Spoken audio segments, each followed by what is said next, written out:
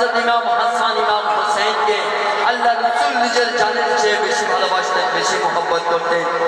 ইমাম হাসানের চেয়ে ইমাম হুসাইনকে আল্লাহ রাসূল একটু বেশি ভালোবাসতেন। একদিন হঠাৎ ইমাম হাসানকে একটু বেশি আদর করছে আমার আপনার নবী। মা ফাতেমা দেখে আশ্চর্য হয়ে গেল, আজকে আমি কি দেখছি, আমার আব্বা জান তো সবসময় ইমাম হোসেনকে বেশি ভালোবাসে, তাহলে আজকে ইমাম হাসানকে এত ভালোবাসছে কেন? তার কারণটা কি শুনুন। নেটটি চলছে না। সকাল বেলা করছে খেলা হোসেন ও হাসান, সকাল বেলা করছে খেলা হোসেন ও হাসান। মা ফাতেমার ঘরে এলো নবী দো জাহান, সকাল বেলা করছে খেলা হোসেন ও হাসান। মা ফাতেমার ঘরে এলো নবী দো জাহান। নবী পাকের দৈন আসা হোসেন ও হাসান, নবী পাকের দৈন আসা হোসেন ও হাসান। হাসান নবীর চোখের তারা হোসেন নবীর জান, হাসান নবীর চোখের তারা হোসেন নবীর জান।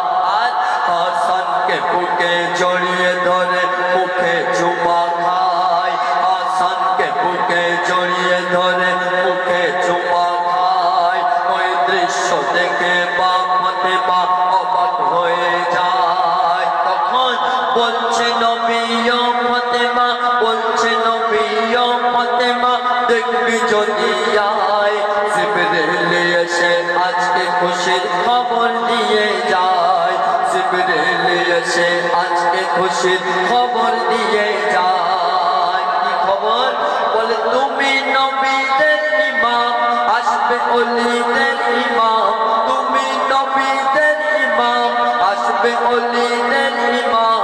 হাসানের বংশে জন্ম নেবে জিলানী তার নাম, হাসানের বংশে জন্ম নেবে জিলানী তার নাম।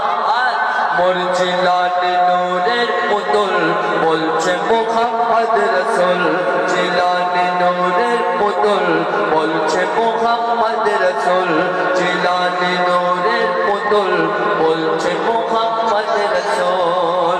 ওটা পর্যায় গজেতে হুজুর গাউস পাকের দেশে, বলে মার মজা পেলাম পাঞ্জাতনকে ভালোবেসে, বলে মার মজা পেলাম পাঞ্জাতনকে ভালো